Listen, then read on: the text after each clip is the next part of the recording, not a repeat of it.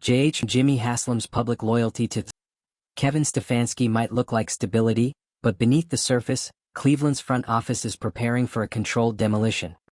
Jeremy Fowler reporting, with ESPN's Jeremy Fowler reporting that Myles Garrett could be traded for a haul of first-round picks. The Browns seem less interested in salvaging this season and more focused on resetting the franchise blueprint. The twist? This isn't just about future assets. It's a calculated repositioning around Dillon Gabriel. Sanders is the quarterback management appears ready to elevate, not because of proven snaps, but because the current offensive structure is collapsing and pressure from agents and politics is distorting day-to-day decisions. If you're into the real story and all the messy twists they don't show on highlight reels, go ahead and subscribe. And if you're sticking around to see how this Browns QB chaos plays out, you should definitely be subscribed.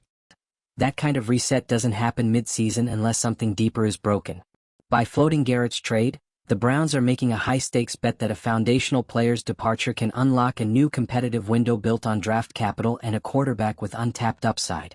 If the front office believes Sanders is their future, every move from here, who starts, who sits, who stays, becomes part of a long game to build an offense around him. And if a loss to the Jets triggers that sequence, the shift from defense-led identity to quarterback-first football could arrive much faster than expected. The Cleveland Browns are on the verge of a move so outrageous, so unprecedented, it's drawing disbelief from every corner of the NFL. Trading Myles Garrett, the soul of their defense, the player who's consistently delivered even when everything else has been falling apart, so they can start Shedeur Sanders? Not next season. Not in training camp. But now, before a game against the Jets? That's not just bold. It's reckless. According to ESPN's Jeremy Fowler, the Browns are seriously considering moving Garrett this week. Not for cap relief. Not because of performance. Not because of any locker room issue. The motive? Politics. It's about signaling to the league and to the fans that a rebuild is officially underway.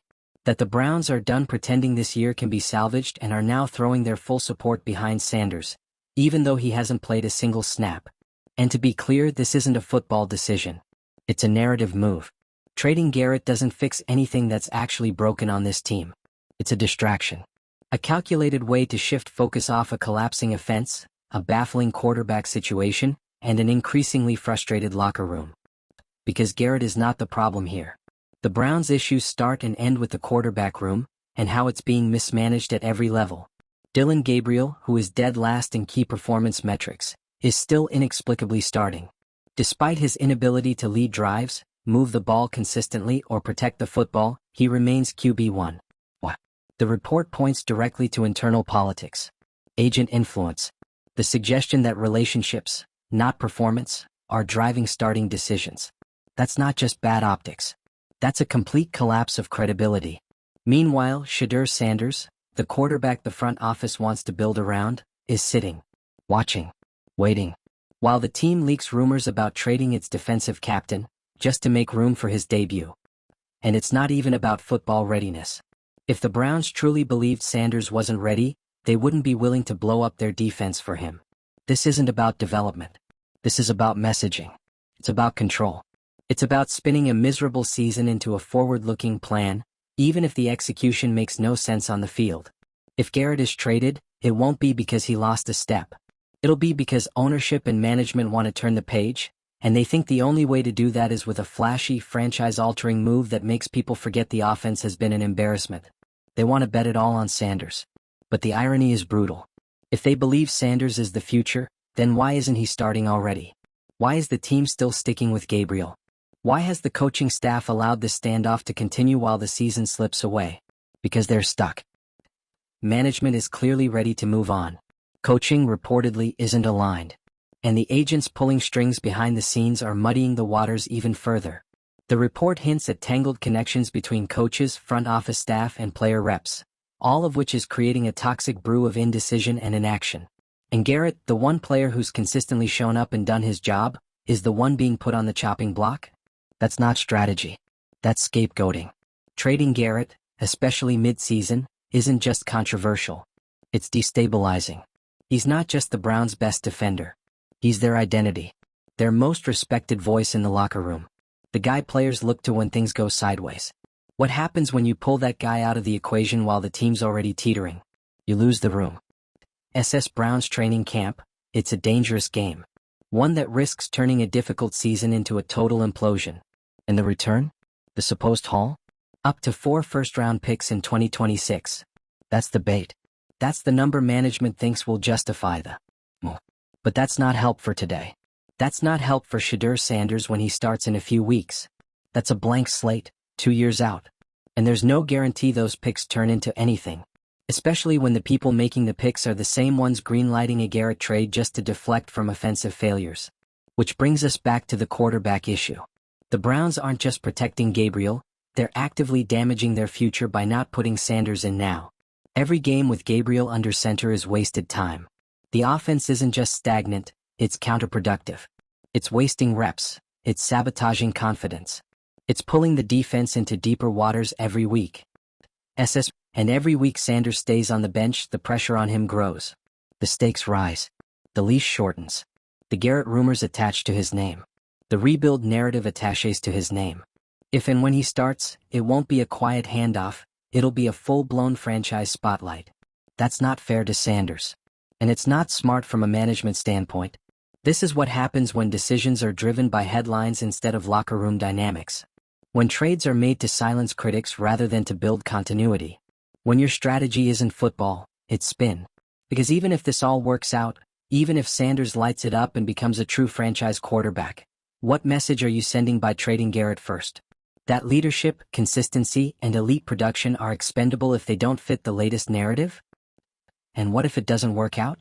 What if Sanders needs time? What if the picks don't pan out? Then you've gutted your defense, lost your locker room, and burned fan trust for a future that was never guaranteed. That's the danger of playing chess when you don't control the board. And it's worth repeating, Garrett has a no-trade clause. He has to approve the move. So even if the Browns want to pull the trigger, they can't do it without his sign-off. Which makes this whole leak even more dangerous. If the trade falls through, they've still made it clear they were willing to let him go. That doesn't go away. That doesn't get forgotten. That's the kind of fracture that lasts. So here we are, a franchise dangling its best player in a transparent attempt to shift attention away from a crumbling offense. A team ignoring the quarterback who could be its future in favor of the one who's become a liability. A coaching staff caught in the middle. A locker room full of questions. And a fan base watching the whole thing unfold in slow motion. This isn't about building for 2026. It's about covering for 2025. It's about trying to make a political move look like a football decision. And unless something changes fast, the Browns aren't just heading for a rebuild, they're heading for another reset. Another collapse. Another cycle of next year. Let us know what you think. Is trading Myles Garrett a smart move or a massive miscalculation? Should Shedeur Sanders be starting right now? And how much more chaos can the Browns pile on before the locker room snaps? Drop your thoughts in the comments. Like if you've had enough of the dysfunction. Share this with someone who still thinks the Browns are running a tight ship. And make sure you're subscribed, because if this is what's happening before the Jets game, who knows what the fallout will look like after. It's hard to overstate just how unprecedented this moment is for the Cleveland Browns. We're not talking about a rebuilding team quietly clearing cap space. We're not talking about a team slowly turning the page on aging veterans. We're talking about the Browns in the middle of a season, considering the trade of a generational pass rusher, with a no-trade clause, while still mathematically in playoff contention, all to set the stage for a quarterback who hasn't played a snap. There are rebuilds and then there are spectacles. This is the latter. Let's go back to the beginning. According to ESPN's Jeremy Fowler, Cleveland's front office is exploring the possibility of trading Myles Garrett this week.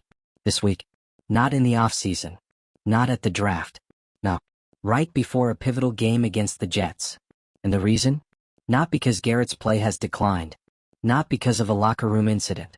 But because the team wants to create a reset, a symbolic shift that pivots the narrative away from a stalled season and toward a brighter future built around Shedeur Sanders. The logic, if you can call it that, is that dealing Garrett could net them up to 4 first-round picks in the 2026 draft. Picks they can use to build the offense Sanders will need to succeed. On paper, you could argue that it makes sense in a vacuum. But this is not a vacuum. This is Cleveland. And the reality is much messier. Because Garrett is more than just an elite pass rusher. He's the emotional anchor of this roster.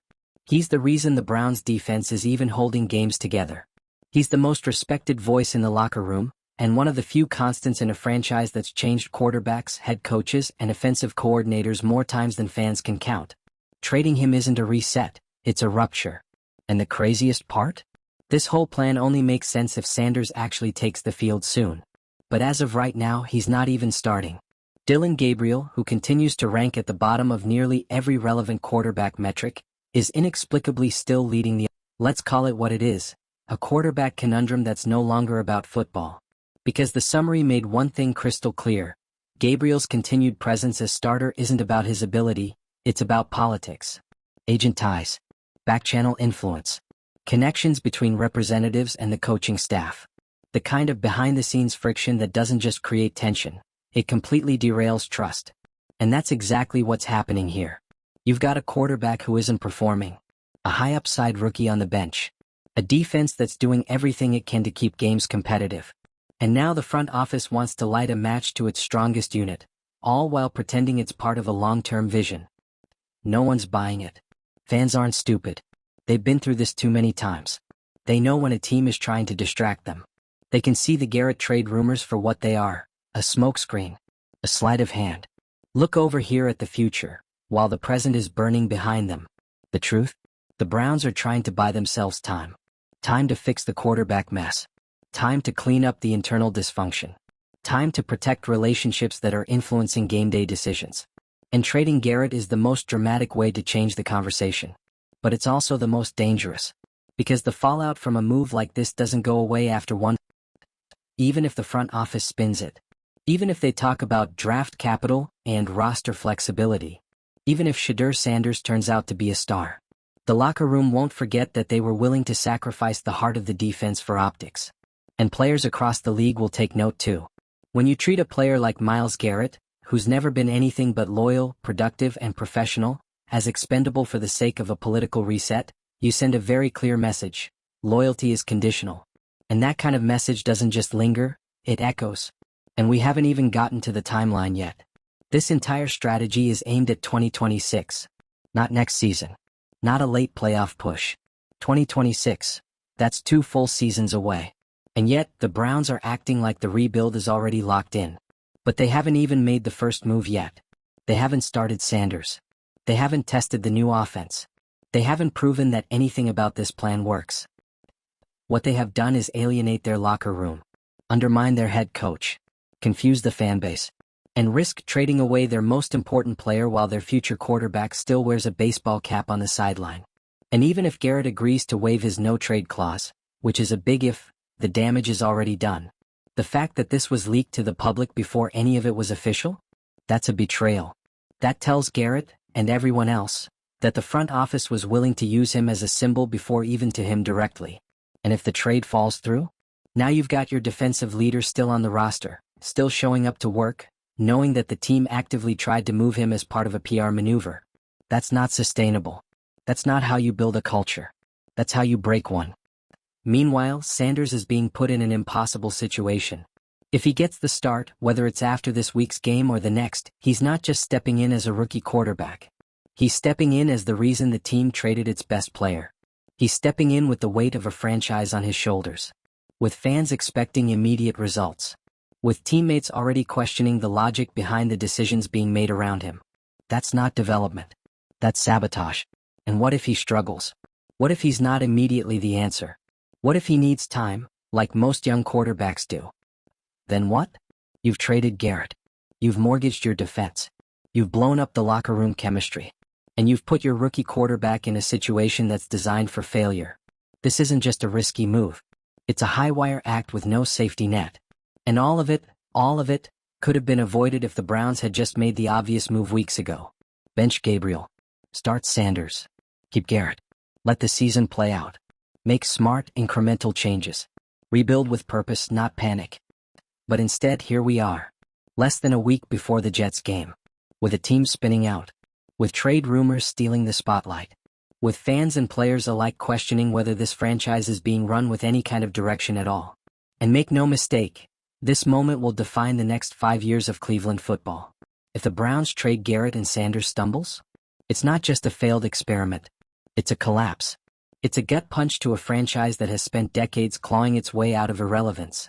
But if they hold steady, if they start Sanders the right way, if they protect Garrett, protect the locker room, and finally cut through the politics and agency ties and actually build around performance, then maybe, this season doesn't have to be another lost chapter. What's happening in Cleveland right now isn't just one of the most bizarre storylines of the NFL season. It's becoming a case study in how a franchise can lose control of its identity in real time.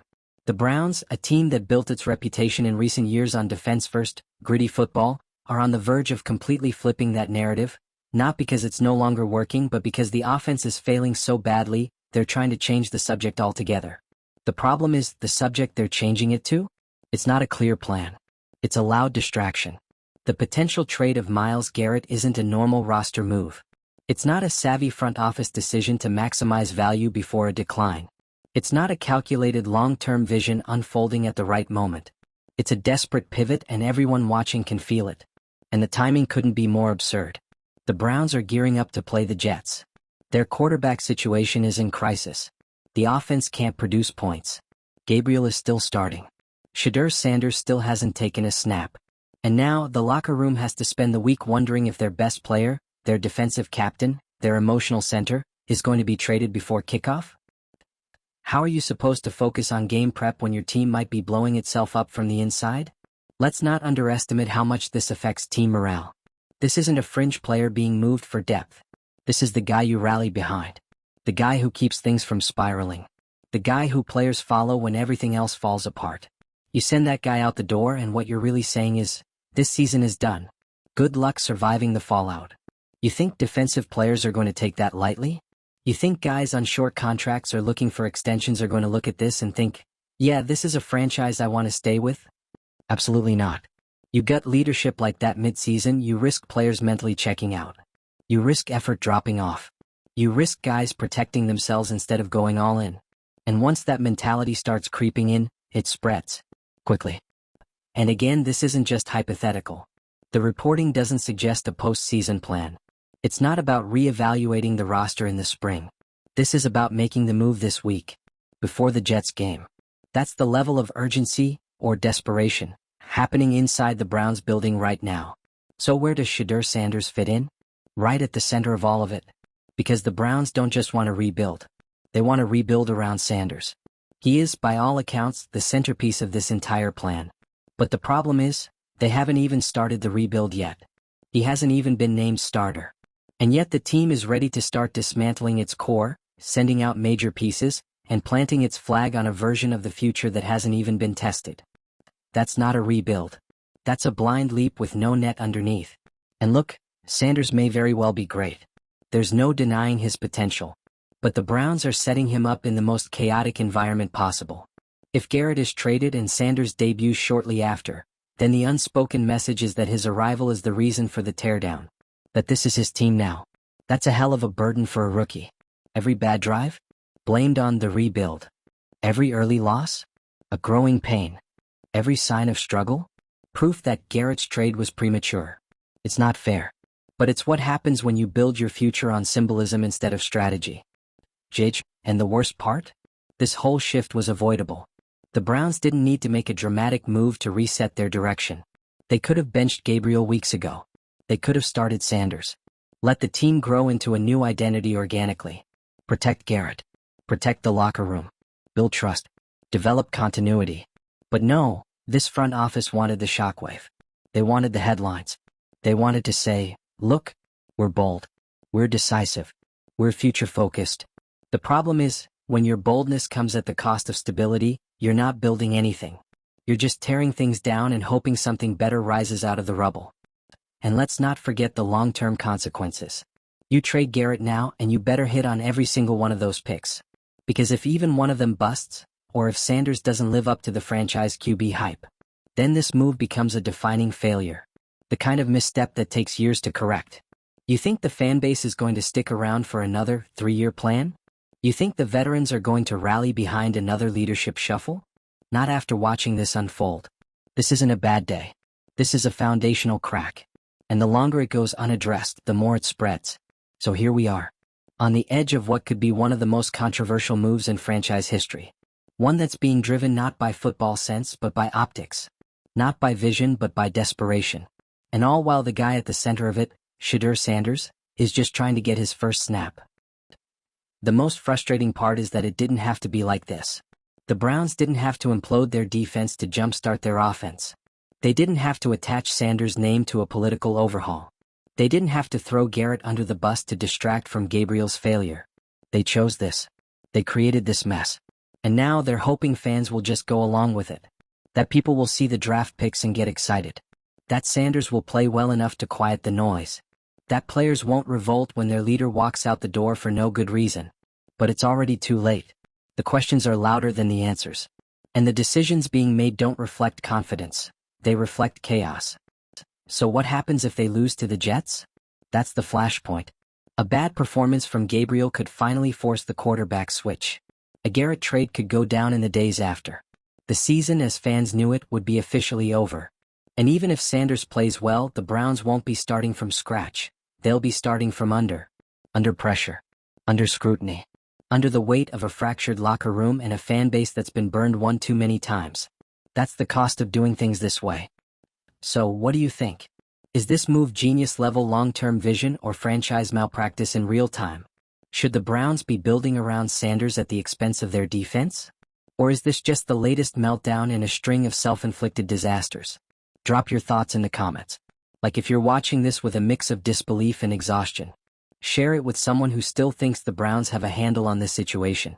And hit subscribe, because if the trade goes through, if Sanders starts, if the locker room reacts, this isn't the end of the drama. It's just getting started.